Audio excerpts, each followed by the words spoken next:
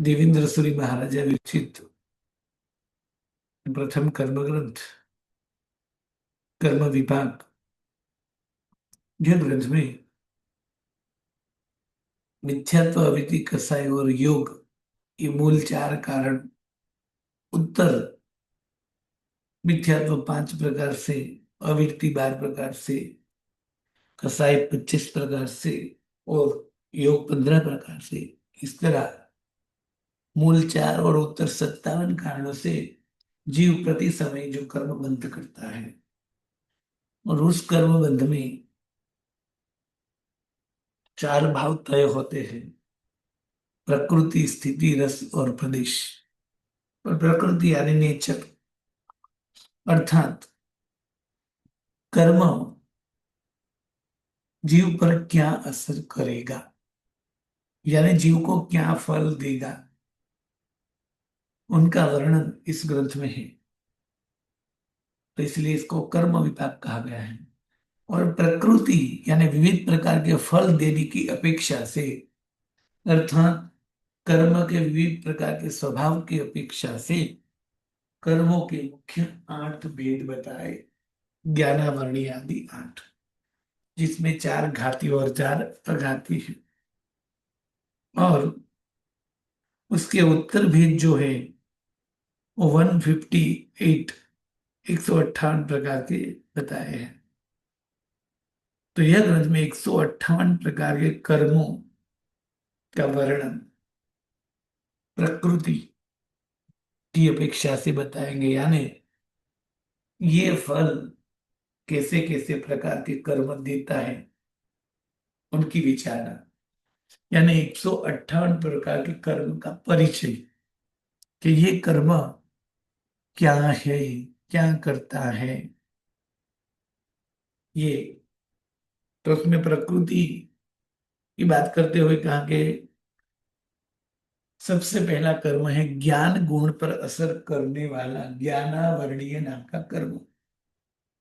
यानी उसका स्वभाव हुआ ज्ञान गुण पर असर करना, ज्ञान गुण को आच्छादित करना, और उसको कहते हैं ज्ञानावरणीय कर्म। ये ज्ञानावरणीय कर्म मुख्य 5 प्रकार से है: मति ज्ञान, श्रुत ज्ञान, अवधि ज्ञान, मनोवर ज्ञान एवं केवल ज्ञान। ये ज्ञान 5 है, तो उसको आच्छादित करने वाले कर्म भी 5 है: मति ज्ञानावरणीय, श्रुत ज्ञानावरणीय, अवधि ज्ञानावरणीय, मनोवर ज्ञानावरणीय और केवल ज्ञानावरणीय। तो मुख्य भेद ज्ञान गिने तो एक ज्ञान, और ज्ञान गुण पर असर करने वाला कर्म ज्ञानावरणीय। उसके उत्तर भेद गिने तो 5: मति ज्ञान पर असर करने वाला मति ज्ञानावरणीय, श्रुत ज्ञान पर असर करने वाला श्रुत ज्ञानावरणीय कर्म, अवधि ज्ञान पर असर करने वाला अवधि ज्ञानावरणीय कर्म, मनः पर्यव ज्ञान पर असर करने वाला मनः पर ज्ञानावरणीय कर्म, और केवल ज्ञान पर असर करने वाला केवल ज्ञानावरणीय कर्म। तो ज्ञान के 5 भेद, तो ज्ञानावरणीय के भी 5 भेद। उसी ज्ञान के भेद के भी प्रतिभेद है, जिसमें मति ज्ञान के 28, श्रुत ज्ञान के 14, अवधि ज्ञान के 6, मनोवर ज्ञान के 2 और केवल ज्ञान का 1। इस तरह 51 भेद भी ज्ञान के कह सकते हैं। और जितने ज्ञान के भेद है वही ज्ञानावरणीय कर्म के भी भेद होते हैं। इस तरह 9वीं गाथा में कहते हैं कि एसिम जम आवरण पड़ुव चक्षुष तम तया वर्ण। अर्थात यहां तक जो ज्ञान गुण का वर्णन किया, उस ज्ञान के मुख्य 5 भेद बताए, और उस भेद के भी प्रतिभेद जो बताए, उसे ज्ञान कहा जाता है। और वही गुण को आवरण करने वाला ही ज्ञानावरणीय कर्म कहा जाता है, जो आंखों के ऊपर पट्टी के समान है। और आंखों पे ऊपर पट्टी लगी है तो कोई भी चीज का हम विशेष रूप से ज्ञान नहीं कर पाते हैं।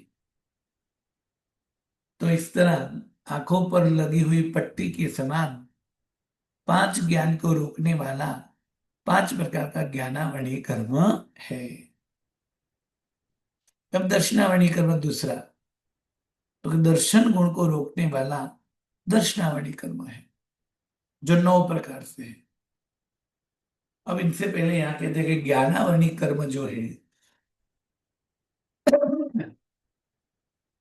ये ज्ञान गुण को रोकने वाला, ज्ञान गुण को कम करने वाला, ज्ञान गुण को आच्छादित करने वाला, ज्ञान गुण का हनन करने वाला, ज्ञान गुण को कलंकित करने वाला, ज्ञान गुण कम करने वाला, ज्ञान नहीं होने देने वाला, ये जो सब है वो ज्ञानावरणीय कर्म है। तो ये कर्म आत्मा क्यों बांधता है? उदय में जब आता है तो आत्मा की ऐसी परिस्थिति हुई, देखो कर्म बांध क्यों होता है? तो मिथ्यात्व, अविद्या, कसाय और योग, यानी ज्ञानावरणीय कर्म जब तक मिथ्यात्व है तब तक बंध में होगा, जब तक अविद्या है तब तक बंध में होगा, जब तक कसाय है तब तक बंध में होगा ही होगा। तो इसके कारण हुए मिथ्यात्व, अविद्या, कसाय, योग आदि।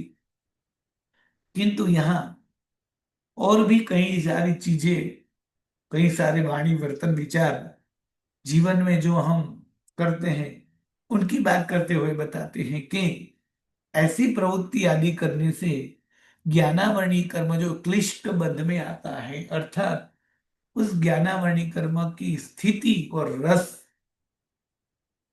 अधिक बंध में होता है, यानी वो ज्ञानावरणीय कर्म दीर्घ काल तक चलता है एवं अत्यंत कातिल बनता है। यदि ऐसी प्रवृत्ति हम करें तो ज्ञानावरणीय कर्म के बंध हेतु कौन से हैं, उनकी बात पीछे 50 गाथा के बाद में भी आने वाली है।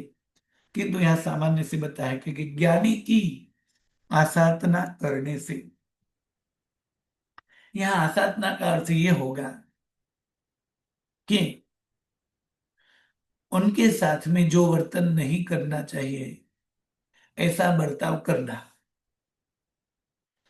जो ज्ञानी के साथ बर्ताव नहीं करना चाहिए ऐसा बर्ताव करना, उसे आसाधना कहेंगे। फिर चाहे वो ज्ञानी की हो, ज्ञान की हो या ज्ञान के साधनों की हो। तो तीनों प्रकार, ज्ञान, ज्ञानी और ज्ञान के साधन की आसाधना वगैरह नहीं करनी चाहिए, जो 50 गाथा के बाद उसका विवेचन आएगा। किंतु यह सामान्य से ज्ञान के साथ नहीं शोभे, ज्ञान के साथ नहीं करना चाहिए ऐसा आचरण करना, वो ज्ञान की आसाधना हुई। उसी तरह जो व्यक्ति ज्ञानी है उसके साथ नहीं करना चाहिए ऐसा बर्ताव, वो ज्ञानी की आसाधना हुई। और ज्ञान के उपकरणों के साथ नहीं बर्ताव करना, जैसा करना, वो ज्ञान के साधनों की आसाधना हो। तो वही कहते हैं कि ज्ञानी की आसाधना करने से ज्ञानावरणीय कर्म का बंध होता है। फिर ज्ञान पढ़ने में विघ्न डालने से, कोई ज्ञान की प्राप्ति कर रहा है तो उसमें प्रतिबंधकता करना, उसमें विघ्न करना, उसमें अंतराय करना, उसमें प्रॉब्लम खड़ी करना, उसे बोलेंगे विघ्न करना। इसी तरह ज्ञानी जीव जो है, यहाँ ज्ञानी ज्ञान जो भी लिखा है वहां तीनों समझना है, ज्ञान, ज्ञानी और ज्ञान का साधन। ज्ञानी का अविनय और अनादर करना, यानी उसका विनय नहीं करना, उसका आदर नहीं करना। ज्ञानी एवं ज्ञान के साधनों पर थूक, मल, मूत्र आदि करने से, लगाने से, ज्ञानी की निंदा करने से, ज्ञान का विनाश करने से, ज्ञान का दुरुपयोग करने से, ये सब करने से ज्ञान, ज्ञानी और ज्ञान के साधनों की आसाधना होती है। तो कहते हैं कि हमें जो करते हैं वो नहीं करेंगे तो ज्ञानावरणीय कर्म के बंध से बचेंगे। जो कि ज्ञानावणी कर्म तो हर जीव को प्रति समय बंध में होता है, किंतु यहाँ बचने का अर्थ है क्लिष्ट यानी कातिल ज्ञानावरणी कर्म, अत्यंत चिकना ज्ञानावरणी कर्म नहीं बंध में आएगा। ऐसा ऐसा नहीं करना चाहिए जिसमें लिखे हुआ है, ऐसे छपे हुए कागज पुस्तक को जलाना नहीं चाहिए।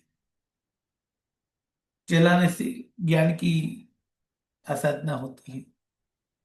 छपी पुस्तकों को पटकना यानी जोर से पटकना, फेंकना, उसे मोड़ना, मरोड़ना आदि करने से, पुस्तक आदि को, कागज आदि को जो है उस पर मलमूत्र नहीं करना चाहिए, और उन्हीं कागजों से मलमूत्र आदि साफ नहीं करना चाहिए। छपे हुए कागज पर भोजन नहीं करना चाहिए। झूठे मुंह बोलना नहीं चाहिए। अध्ययन कर रहे किसी को अंतराय नहीं करना चाहिए। एमसी काल में पुस्तक आदि को छूना वगैरह नहीं चाहिए, पढ़ना वगैरह नहीं चाहिए। जिन वचन का गलत अर्थ नहीं करना चाहिए। ज्ञान द्रव्य का भक्षण नहीं करना चाहिए, उसका पूरी सावधानी से रक्षण करना चाहिए। पेन पेंसिल आदि को कान आदि में डालना नहीं चाहिए। पुस्तक अखबार आदि से हवा नहीं खानी चाहिए। पुस्तक पर बैठना नहीं चाहिए। ये सब जो करते हैं तो ज्ञानावरणी कर्म का बंध होता है। तो ये सब नहीं करना चाहिए। तो ये क्या करना चाहिए, तो कि ज्ञान का आदर करना चाहिए। तो ज्ञान की भक्ति हो, ज्ञान का आदर हो, इसलिए क्या करना चाहिए, तो कि ज्ञानाचार का पालन करना चाहिए। अर्थात ज्ञान, ज्ञानी आदि के साथ जो आचरण करना चाहिए वो आचरण करे, उसे बोलते हैं आचार। और जो नहीं करना चाहिए वो करते, उसे अतिचार या तो आसाधना बोलेंगे। तो ज्ञान आचार में क्या है, तो कि काले, विनये, बहुमाणी, वहाणी, अनिनहवणी, वंजन, अथ, तदुभय। वो जो नाणक में जो शब्द आते हैं ना 8, वो आचार है, ज्ञानाचार है। यानी ज्ञानाचार का पालन करना चाहिए। कौन से आचार है, काले, विनये, बहुमाणे, वुहाणे, अनिनहवणे, वंजन, अथ, तदुभये। अट्ठविहो नाण मायारो। ये 8 प्रकार के ज्ञान के आचार है। ऐसा करना चाहिए। ये करने से ज्ञान की वृद्धि होती है, ज्ञानावरणी कर्म का क्षयोपशम होता है, ज्ञान बढ़ता है। तो वो जो 8 प्रकार के आचार जो हैं वो नाणम्य के सूत्रार्थ में आ गए हैं विस्तृत से। तो पढ़ाई अवसर यानी काल में करनी चाहिए और काल में नहीं। पढ़ाई विनय पूर्वक करनी चाहिए, अविनय से नहीं, अनादर से नहीं। बहुमान, ज्ञान ज्ञानी, ज्ञानदाता के प्रति बहुमान होना चाहिए। उपधान, जो भी विशेष करके आगम सूत्र वगैरह के पढ़े के अधिकार जो है वो प्राप्त करने के लिए तब विधि आदि जो करते हैं उपधान, जैसे नौकार की प्राप्ति के लिए ढारिया किया जाता है, उस तरह उपधान आदि करके ज्ञान पढ़ना चाहिए। अनिन्हवता यानी ज्ञानी गुरुदेव का नाम आदि नहीं छुपाना चाहिए। वंजन यानी जो भी अक्षर है सूत्र में वो शुद्ध और सही बोलना चाहिए। अर्थ यानी इसका जो अर्थ होता है वो सही सही करना चाहिए। तदुभय यानी दोनों सही करना चाहिए।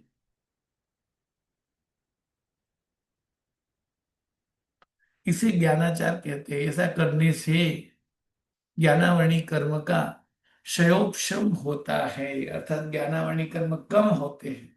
ये आचार का पालन करने से।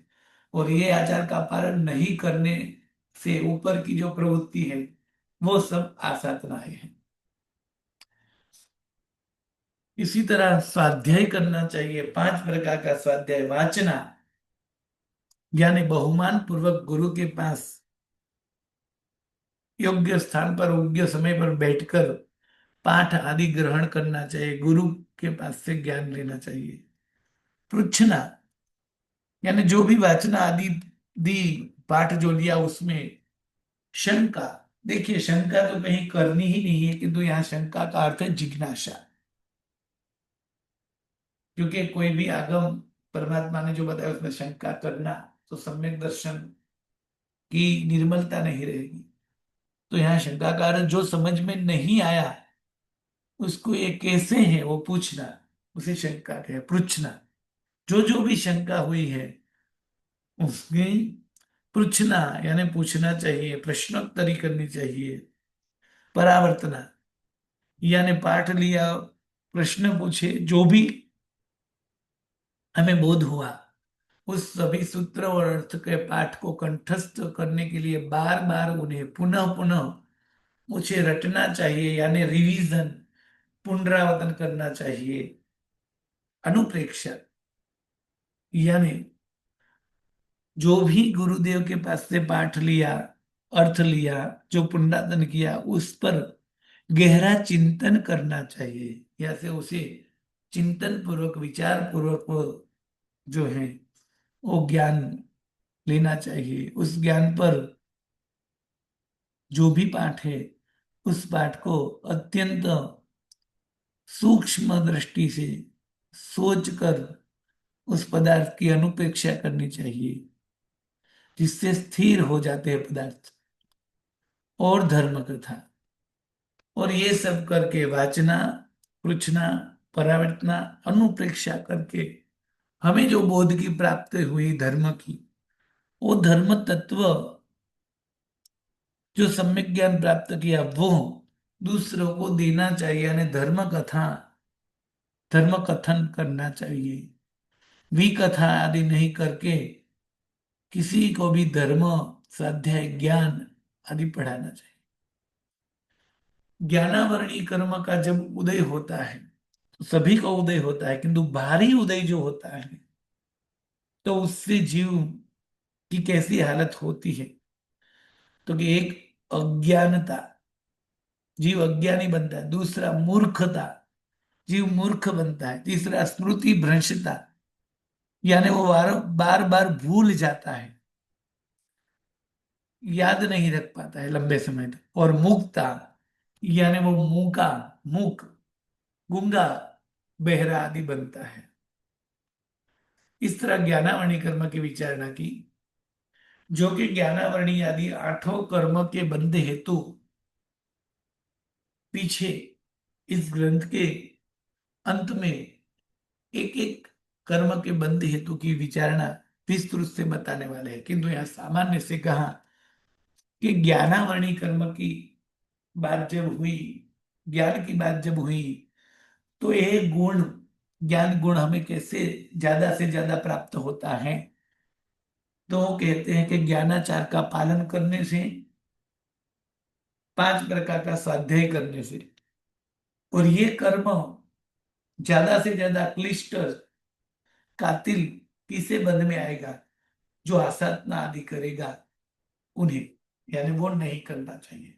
क्या नहीं करना चाहिए उसके लिए ऊपर के पॉइंट बताए, और क्या करना चाहिए उसके लिए नीचे के पॉइंट दिए गए हैं। जो करने से ज्ञान गुण बढ़ता है वो आचार है, जो करने से ज्ञान गुण कम होगा वो अतिचार, असाधना आदि है।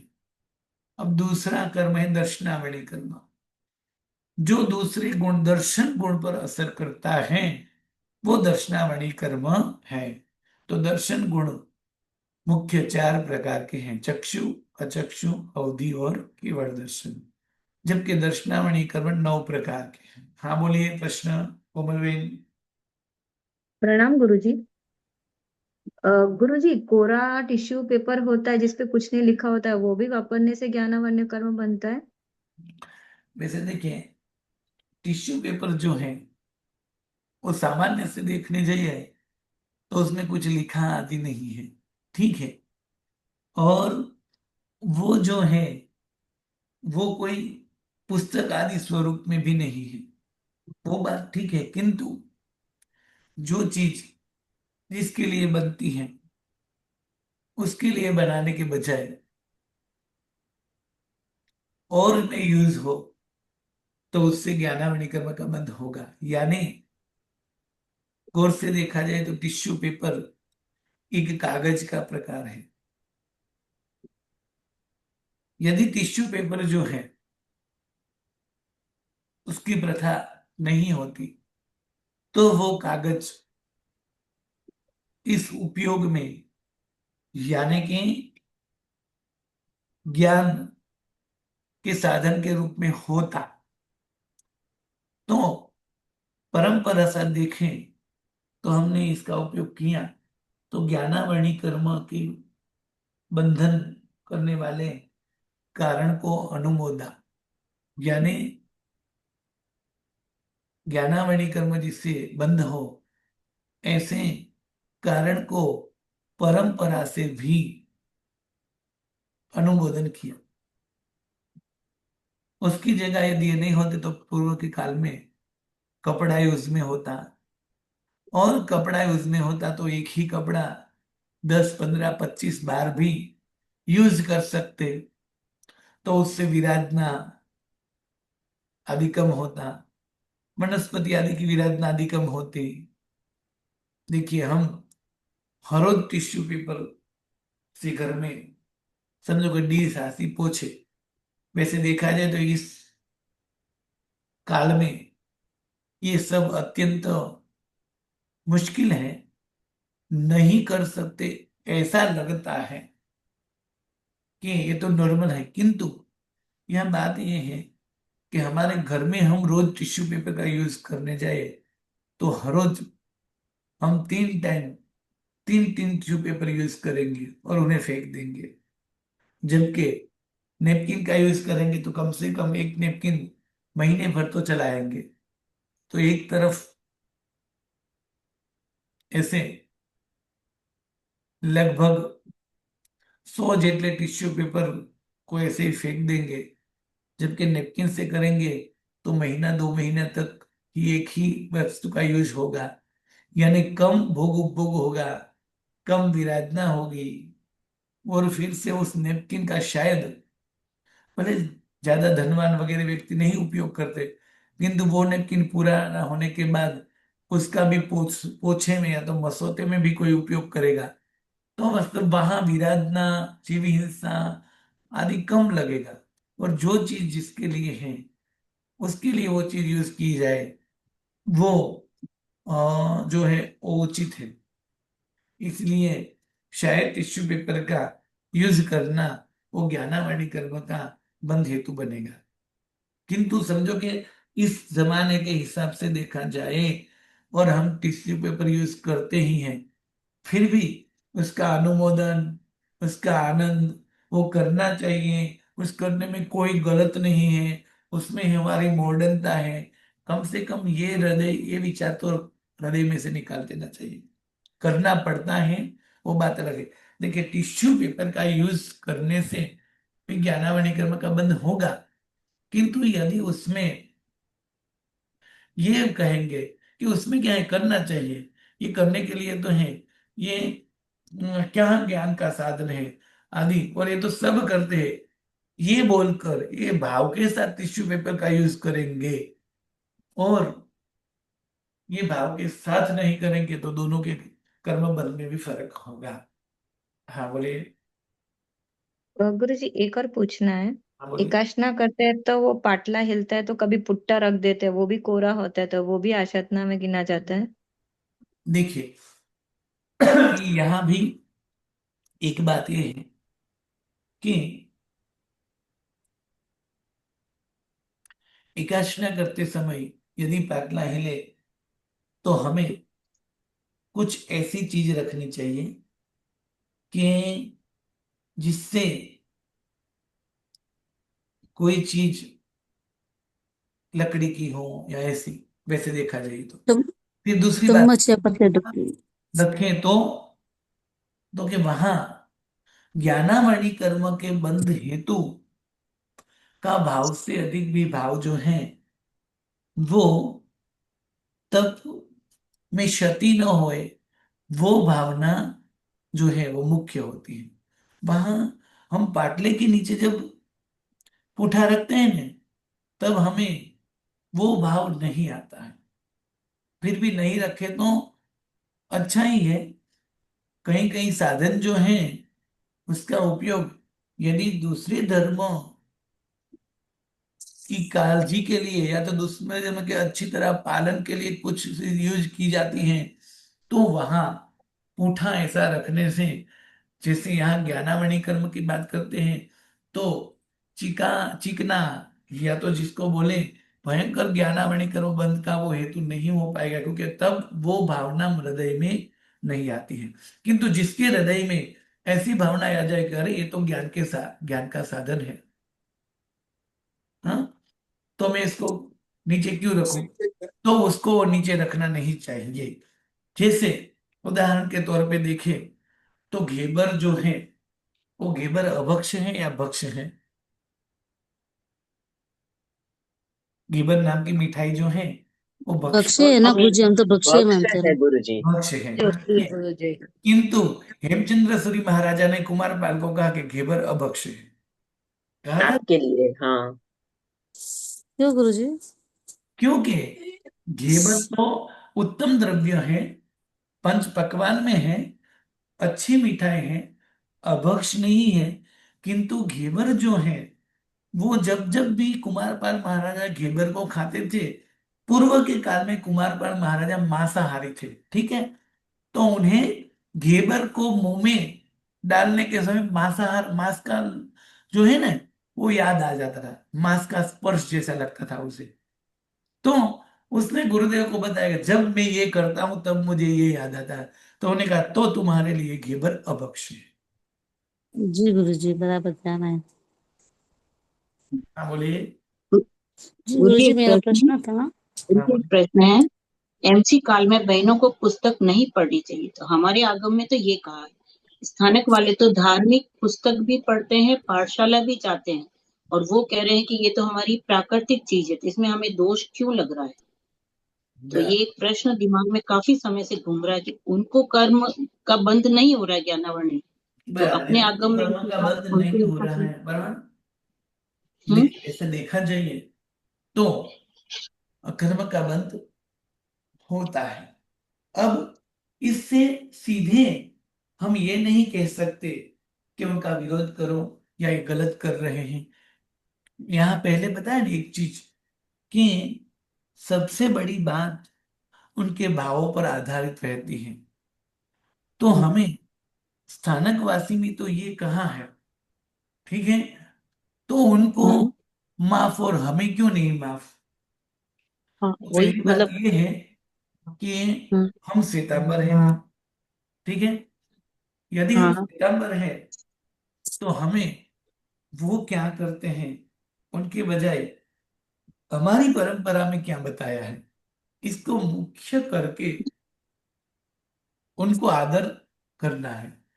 यदि कोई स्थानकवासी बहन भाई है, ठीक है, वो हमारे संबंधी भी हो सकते हैं, और संबंधी क्यों, वो भी महावीर के ही संतान है, ठीक है। हम्म। तो उनके हिसाब से यदि कोई एक एंगल से उनके गुरुदेव आदि ने बताया होगा और ये प्रणाली उनमें चली होगी और ये मानते भी होंगे, तो इसके हिसाब से हम ये नहीं कह सकते कि वो करते हैं तो हम भी करेंगे तो हमें दोष नहीं लगेगा, क्योंकि हमारी परंपरा में ये आया है। हमारा स्वभाव किस है मालूम है कि हमें जहां छूट मिले वो चीज हमें ज्यादा अच्छी लगती है, ठीक है।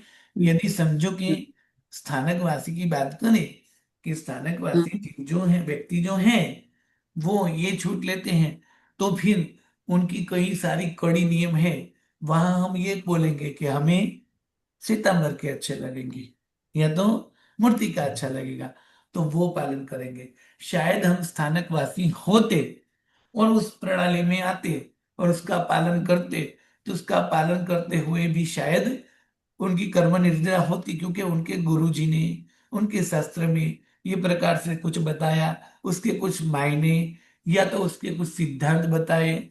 किंतु वो सिद्धांत तब मालूम होते हैं, या तो वो सिद्धांत तब हमें पालने चाहिए जब हम पूर्णतया उसके सिद्धांत पालने में तैयार हो। किंतु ऐसा नहीं कि एमसी में छूट लेने के लिए हम उसका नियम पालन करें, ठीक है। और फिर दूसरी तरफ हमें यदि पूजा में मजा आती है, उदाहरण तरीके, तो हम पूजा के लिए सितंबर का नियम पालन करें, यानी हमें किसी एक के प्रति वफादार रहना चाहिए। हम्म, तो उनकी क्या प्रणाली है, उन्होंने किस लिए छूट दी है, उन्होंने कौन कारण से छूट दी है, या तो वो हमारी प्रकृति है आदि कह के, और निश्चय नहीं से यदि कुछ बात कह के वो होवे, तो उनकी परंपरा में जो है वो जाने।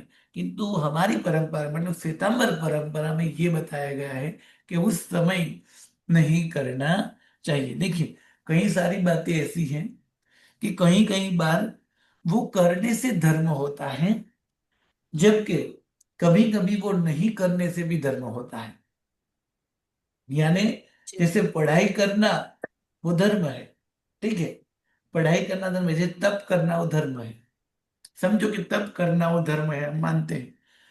तो उसी समय किसी ज्ञानी, किसी चारित्रवान ऐसे बड़े साधु की सेवा करना मुख्य है। तो तब समझो कि तप ना करे और नौकरशी करे और वो सेवा का धर्म बजाए, तो उसे तप की जगह उस सेवा में ज्यादा लाभ होगा। यानी हाँ, कहने का तात्पर्य ये हुआ कि हर समय जो करना है वो करने से ही धर्म होता है, ऐसा नहीं। मतलब ज्ञान पढ़ना है तो ज्ञान पढ़ना ही धर्म होगा, ऐसा नहीं। कभी कभी जिसमें नहीं पढ़ना है वहां रुकना वो भी धर्म कहलाता है। हाँ, वो समझ में आया गुरुजी। बस शंका ये होती है कि पाठशाला के बच्चे ही हम्म। क्वेश्चन पूछते हैं, क्योंकि उनमें से कुछ स्थानक भी जा रहे हैं और वापस इधर भी आ रहे हैं, और बराबर। टाइम पीरियड में वो स्थानक तो जा रहे हैं पर अपने यहाँ नहीं आ रहे हैं। तो बच्चे हाँ, पूछ रहे हैं ऐसा क्यों, तो हम क्या जवाब दें, वो नहीं समझ बस में आता वही उस समय। कि देखिए, यदि बहुत प्रबुद्ध हो तो हमारे जो जो भी कारण है उनको ये समझाना चाहिए कि हम इस कारण से नहीं कर रहे हैं, ठीक है। हाँ, फिर वहां वो जाएंगे तो उसको ये समझाएंगे कि हम इस कारण से कर रहे हैं। अब उस व्यक्ति के मन में जो याद रखने से या तो जिसको जानने से उसकी धर्म भावना बढ़ेगी, वो करेगा। किंतु कोई भी बात के लिए हमें उसे फोर्स नहीं करना। हाँ, नहीं, अपन वो मासूम है, वो नहीं समझते, हाँ, अपन से ही वो नहीं प्रश्न समझ पूछे। पाएंगे। तो हमें जो प्रणाली है उस समझाना चाहिए। फिर उन्हें दोनों में से जो भी उनके हृदय में बैठेगा वही वो वो करे, करेगा। मतलब प्रणाम ये गुरुजी। अच्छा। हाँ, प्रणाम हाँ, गुरु बोले। जी। हम्म। मैं ये मेरा पूछ रही थी, क्वेश्चन था ये गुरुजी। हमारा बाइट संपदा वो आते हैं, कभी कभी पूठा वो भी मांगते हैं। फिर से। मतलब के गत्ता हुए तो गत्ता दो हमको, वो देना चाहिए कि नहीं देना चाहिए हमको? किसको किसको? साध्वी जी जो महाराज साहब जी आते हैं ना, हम्म। बाइट संपदा वाले, हम्म। वो फिर कभी कभी के गत्ते हुए तो गत्ते दो हमको, कोई भी पूठा। इंसान जब भी आते हैं और गद्दे मांगते हैं तो हमें देना चाहिए कि नहीं देना चाहिए, ऐसा? हाँ हाँ हाँ, हाँ देखिए, गद्दे लेना या नहीं लेना, गद्दे का त्याग करना या उपभोग करना, वो हमसे भी ज्यादा जिसने पूरा संसार छोड़ा है उस साधु साध्वी को हाँ। मालूम होता ही है।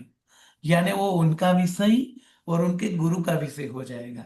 हमें औचित्यता से देना चाहिए। अति सुंदर। तो जी प्रणाम गुरुजी। गुरुजी। इन्होंने गत्ता कहा है, गद्दा नहीं कहा है। गत्ता गत्ता यानी कि कार्टून जो होते हैं ना उनको खोल कार्टून देते हैं, को क्या हुआ क्या? होता है ना। फिर से। कार्टून जी जो आता है ना बॉक्स, हाँ हाँ हाँ वो देना चाहिए कि नहीं देना चाहिए हमको? हाँ, कार्टून जो है वो लिखे हुए हाँ, कार्टून नहीं देना लिखे हुए चाहिए, होते हैं। अब प्लेन कार्टून देना चाहिए।